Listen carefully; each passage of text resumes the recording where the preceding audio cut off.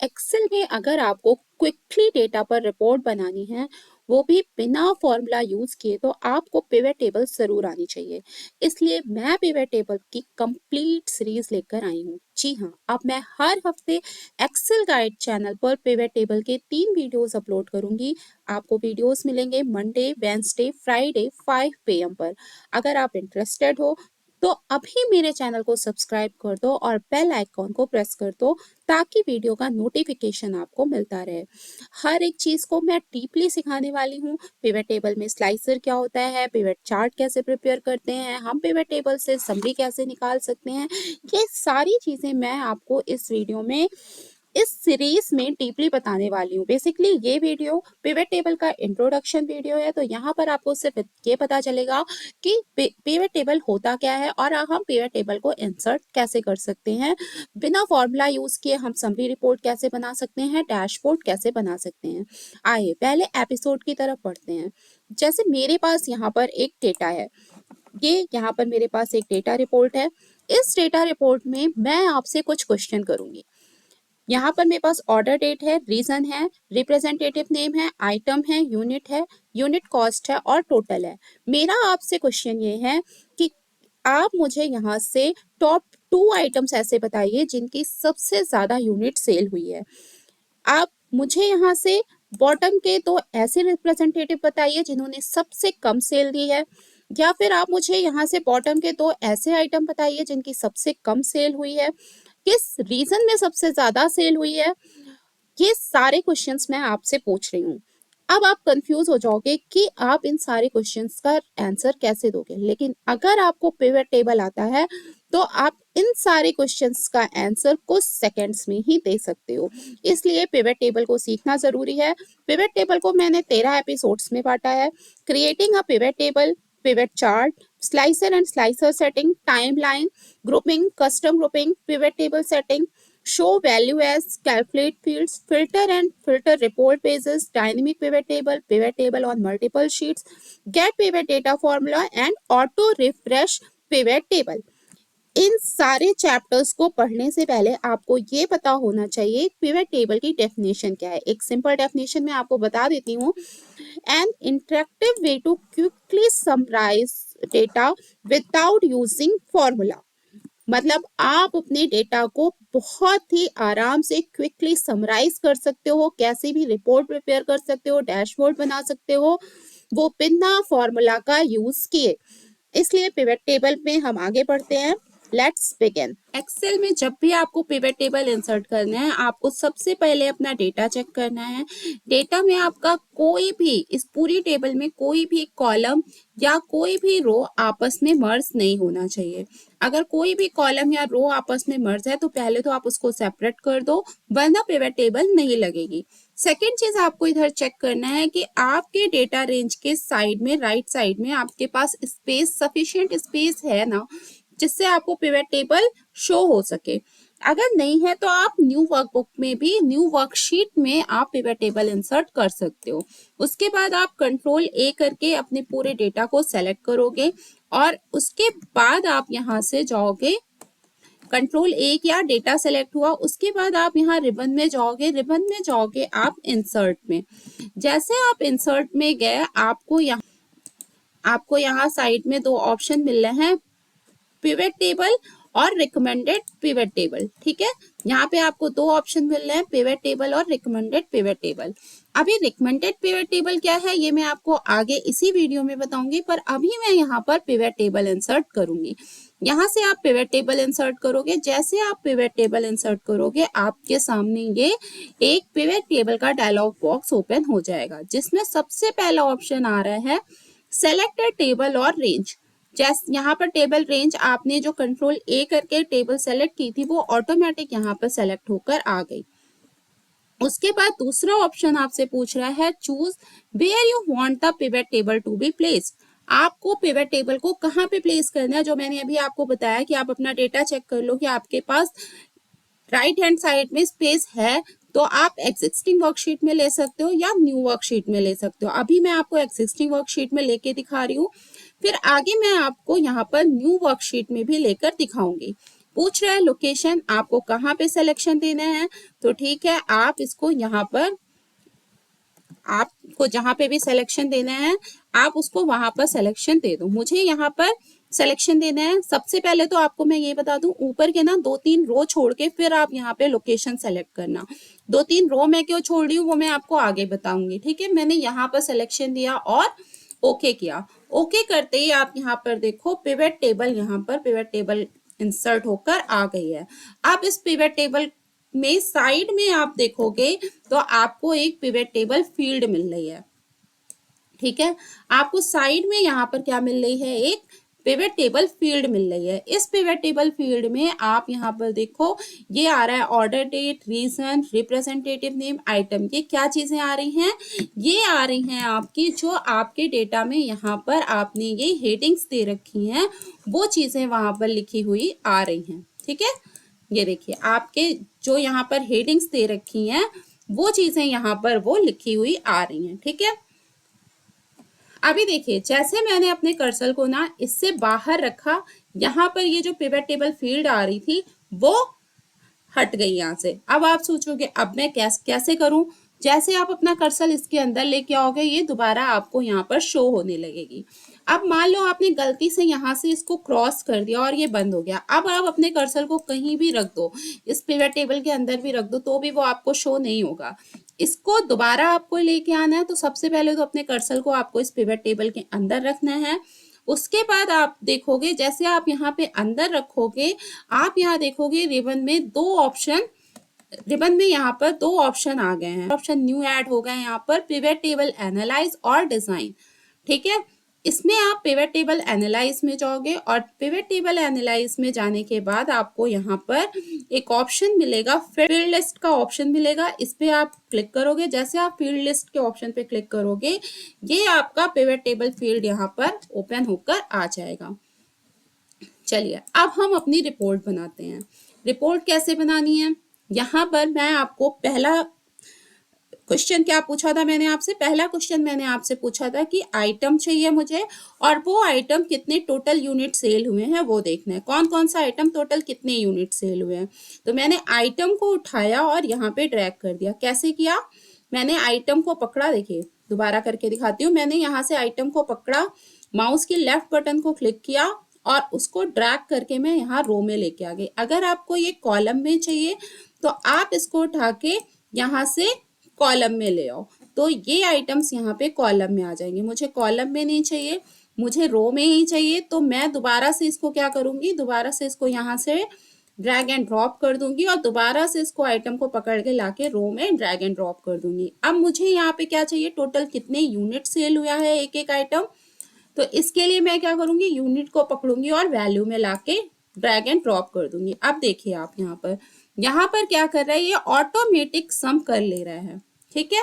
ये क्या कर रहा है, पिवट टेबल यहाँ पर ऑटोमेटिक सम कर ले रहा है। मुझे कोई भी फॉर्मूला नहीं लगाना पड़ा, वरना आपको यहाँ पर एक स्टैटिस्टिकल फॉर्मूला, इफ फंक्शन का फॉर्मूला लगाना पड़ता, पर यहाँ पे मुझे नहीं लगाना पड़ा। यहाँ पे ये ऑटोमेटिक बाइंड का कितना यूनिट सेल हुआ, क्रेयॉन्स का कितना यूनिट सेल हुआ है, इस तरीके से एक एक आइटम के कितने यूनिट सेल हुए हैं उसने यहाँ पर लाके सम करके दे दिया। और नीचे टोटल कितने यूनिट सेल हुए हैं सारे आइटम्स को मिला के वो यहाँ पर आ गया।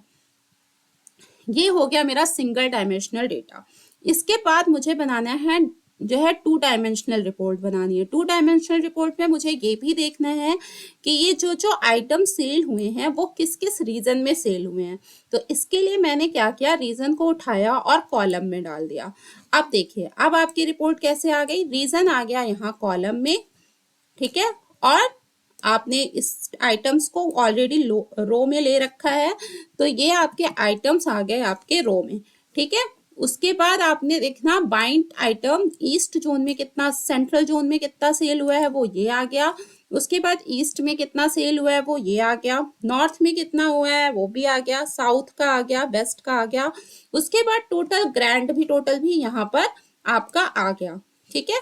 इसी तरीके से हर एक आइटम का सेंट्रल में कितना सेल हुआ, ईस्ट में कितना सेल हुआ, नॉर्थ में, साउथ में, वेस्ट में, हर एक आइटम का उसने अलग अलग जोन का आपको निकाल के डेटा यहाँ पर दे दिया। ये मेरी बन गई 2 डायमेंशनल रिपोर्ट। उसके बाद अब आप देखो मान लो मुझे ये जो मैंने यहाँ पर रीजन ले रखा है वो मैंने रो में सॉरी कॉलम में लिया है, मुझे कॉलम में नहीं चाहिए, मुझे ये भी रो में चाहिए। तो मैं उठाऊंगी इसको, उठा के यहाँ पे ड्रैग कर दूंगी, दोबारा से फिर से मैं रीजन को उठाऊंगी और रो में ही लेके आऊंगी। तो आप देखो आप क्या हो रहा है, अब बाइंड ऊपर आ जा रहा है, उसके नीचे सारे आपके रीजन्स आ जा रहे हैं और हर एक रीजन का यहाँ पर अलग अलग डेटा आ जा रहा है। ठीक है, हर एक रीजन का यहाँ पर आपका अलग अलग डेटा निकल कर आ जा रहा है। यहाँ पर आप साइड में देखोगे तो ये एक छोटा सा साइन बना हुआ आ रहा है। ठीक है, एक छोटा सा साइन बना हुआ आ रहा है, जैसे आप इस साइन पे क्लिक करोगे ये बाइंड के अंदर जो भी आपका ये रीजन आ रहा था वो अभी एक्सपैंड होके आ रहा है। जैसे आप इस पे क्लिक करोगे वो क्या होगा, मिनिमाइज हो जाएगा। अगर आपको फिर से एक्सपैंड करना है आप फिर से क्लिक कर दो, देख लो। अब आपको इसको मिनिमाइज करना है, आप दोबारा से इसको यहाँ से मिनिमाइज कर दो, सेम सबके साथ है, आप दोबारा से उसको यहाँ पर मिनिमाइज कर दो। आप देखो साथ का साथ यहाँ पर टोटल भी हमारा आ जा रहा है। ठीक है, इसको फिर यहाँ से हम मिनिमाइज कर देते हैं, इसको पेपर क्लिप भी मिनिमाइज, स्टेपलर भी मिनिमाइज कर देते हैं, सीजर भी मिनिमाइज कर देते हैं। इस तरीके से हमने अपने सारे आइटम्स के जोन को मिनिमाइज कर दिया। अब जिस भी आइटम के जोन का मुझे चेक करना है वो मैं यहाँ से एक्सपैंड करके देख लूंगी, नहीं दोबारा से मैं फिर से यहाँ पे मिनिमाइज कर देती हूँ। ठीक है, उसके बाद देखो मैंने आपको यहाँ पे ऊपर का जो एरिया छुड़वाया था वो मैंने आपको उस वक्त भी बोला था, अगर आपको यहाँ पे कोई फिल्टर लगाना है या हेडिंग देनी है तो उसके लिए वो आप यूज कर सकते हो। अब मुझे क्या देखना है, मुझे देखना है किस रिप्रेजेंटेटिव ने कौन सा आइटम सेल किया है, किस रीजन में सेल किया है। तो उसके लिए मैं क्या करूंगी, रिप्रेजेंटेटिव को फिल्टर में ले आऊंगी, रिप्रेजेंटेटिव को मैं फिल्टर में डाल दूंगी। अब देखिए यहाँ पर क्या हो रहा है, रिप्रेजेंटेटिव यहाँ से फिल्टर में आ जा रहा है। ठीक है, मुझे जिस भी रिप्रेजेंटेटिव की डिटेल देखनी है मैंने यहाँ से इसको क्लिक किया, रिप्रेजेंटेटिव के नाम पे क्लिक किया और यहाँ से ओके कर दिया। ठीक है, यहाँ से ओके किया तो अभी देखिए ये डेनियल ने बाइंड को ईस्ट जोन में और वेस्ट जोन में टोटल इतने इतने यूनिट यहाँ पर सेल किया है। इसी तरीके से आप किसी और नाम को देख लो, यहाँ पे जोसेफ नाम को सेलेक्ट कर लो, ओके कर दो।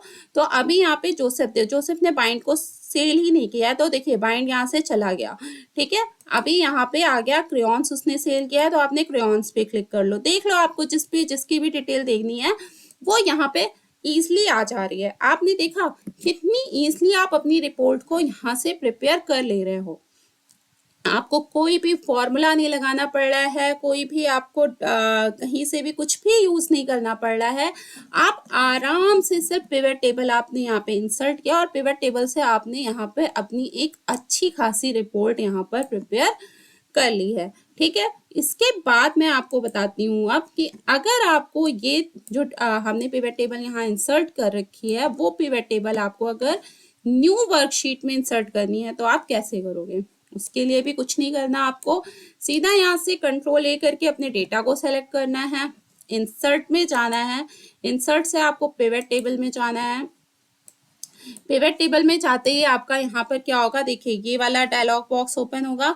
हमने यहाँ पे न्यू वर्कशीट में क्लिक किया, अब यहाँ पे लोकेशन देने की जरूरत नहीं है, सीधा यहाँ से ओके करो और ओके करते ही ये क्या करेगा, न्यू वर्कशीट में अपने आप ऑटोमेटिक न्यू वर्कशीट में यहाँ पर टेबल ओपन होकर यहाँ पे पिवट टेबल आपकी न्यू वर्कशीट में यहाँ पर ओपन होकर आ गई।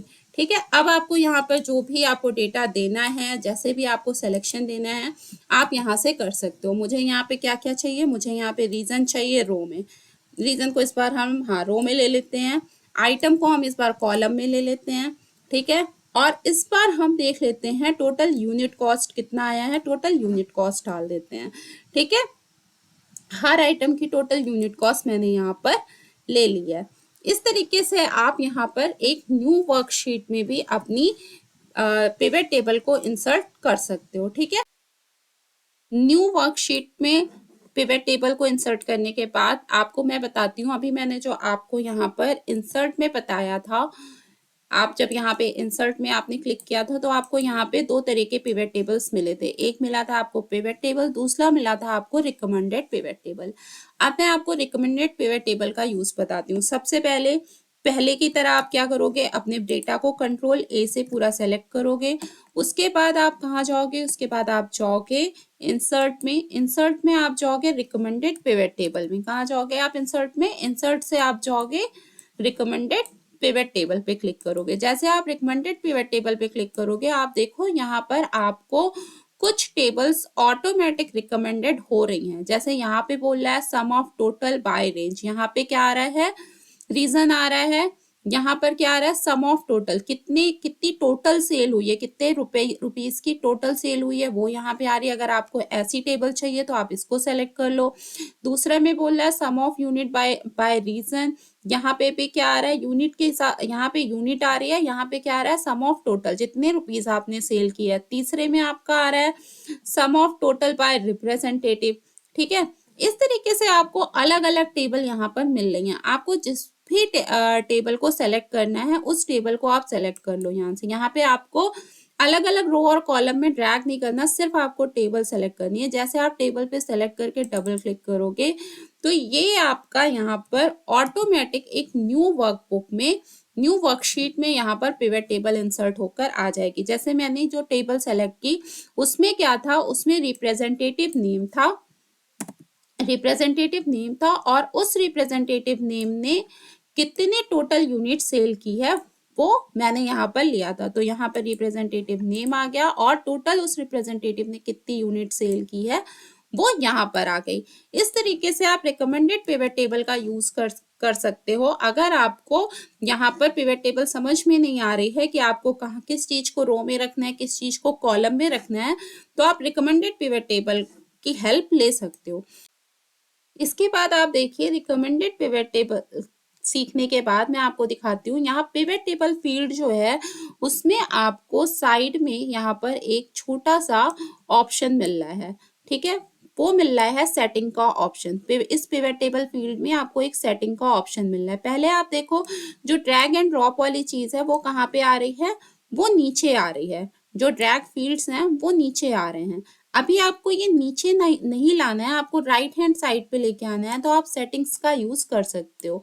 आप यहाँ से सेटिंग्स में जाओगे, सेटिंग्स में आप field section and area side by side click कर लो, तो ये चीजें साइड बाय साइड आ जाएंगी। इस तरीके से आप सेटिंग में जाकर इस फील्ड को अगर आपको बॉटम में रखना है तो आप बॉटम में रख सकते हो और आपको साइड बाय साइड रखना है तो आप साइड बाय साइड में इसको रख सकते हो।